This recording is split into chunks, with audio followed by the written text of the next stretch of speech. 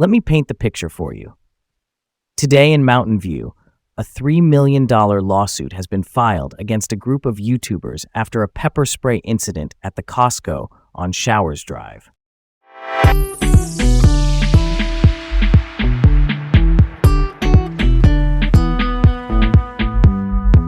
I'm Garrett. And I'm Leah. Welcome to Laid Back Local, the news of the day with Leah and Garrett here in Mountain View. First up, Mountain View Costco pepper spray incident sparks a $3 million lawsuit against YouTubers. Let's unpack this. Paul Rubino, a maintenance worker from Milpitas, says he was pepper sprayed at the Mountain View Costco in March. The people involved call themselves First Amendment auditors, meaning they film in public places to test free speech and recording rights.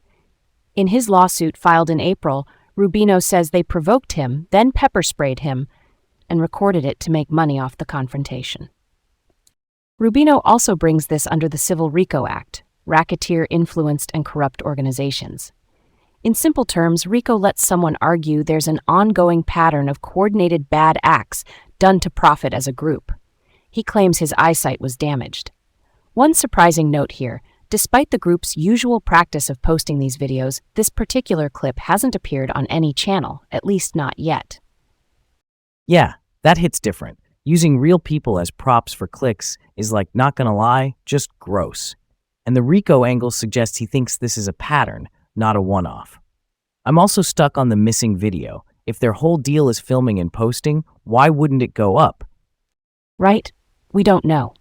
It could be legal risk, the footage might not help their narrative, or maybe it exists but just hasn't surfaced. What matters is Rubino says this wasn't a random flare-up. He's arguing it's part of a system where confrontations or even violence are tools for monetization. If true, that's serious. All right, let's roll on. Next up, Palo Alto license plate data accessed by numerous out-of-state agencies, unbeknownst to local police. Quick primer, LPRs, or automatic license plate readers, are cameras that scan plates and timestamp locations. They help track stolen cars or wanted vehicles.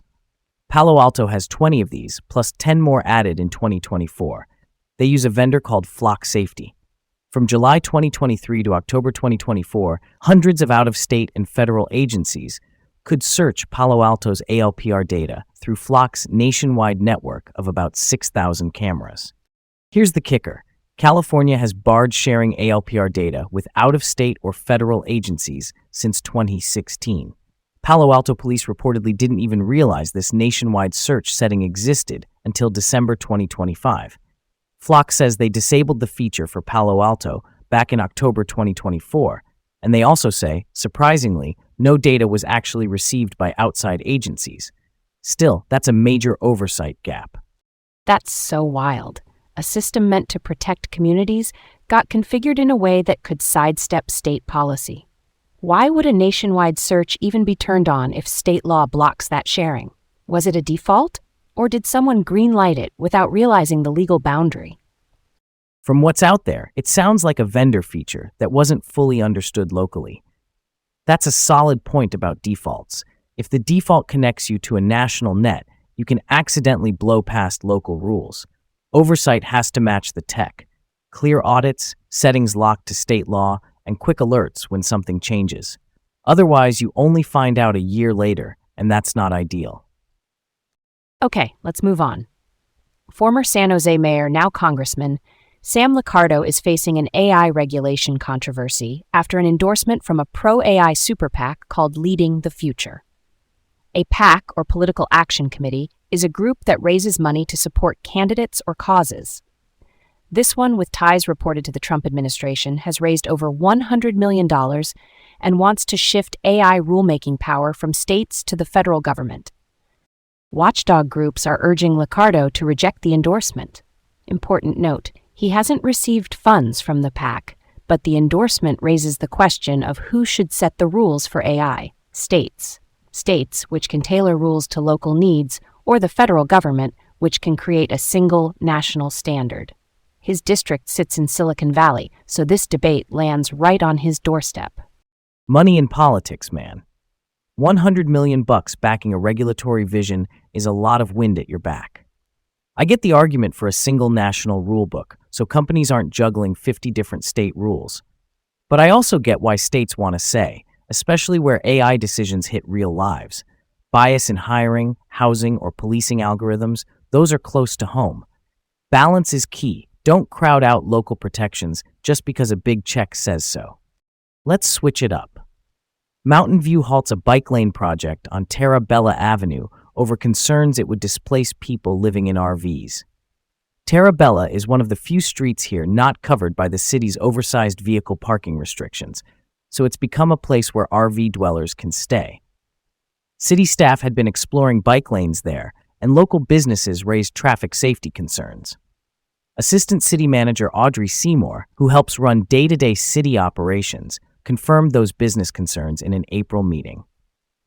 Council member Lucas Ramirez questioned whether bike lanes might be used as a pretext, meaning an excuse to push RVs out. The council has now paused the project, citing limited staff capacity and the risk of displacement, even though the area is slated for big residential growth in coming years. A public survey went out last October, and council members are split. Some want to revisit the bike lanes later when resources are there. Others want to ensure any plan doesn't squeeze people without alternatives.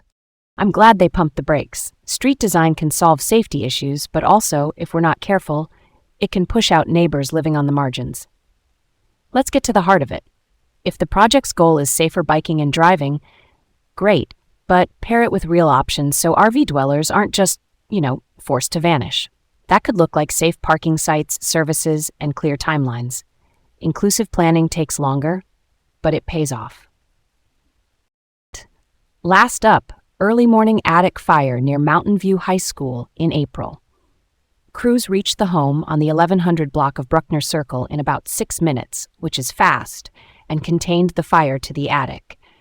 Damage is estimated at around $10,000. The occupant got out before firefighters arrived, and Mountain View police handled traffic control. The cause is under investigation. That quick knockdown probably saved the entire structure. Shout out to the Mountain View Fire Department. For folks listening, it's a good nudge to check smoke alarms, know 2 exits, and keep attic and garage storage away from heat sources. Simple prep goes a long way. Yeah, that checks out. That's all for today on Laid Back Local, the news of the day with Leah and Garrett here in Mountain View. Thanks for tuning in, and we'll catch you tomorrow.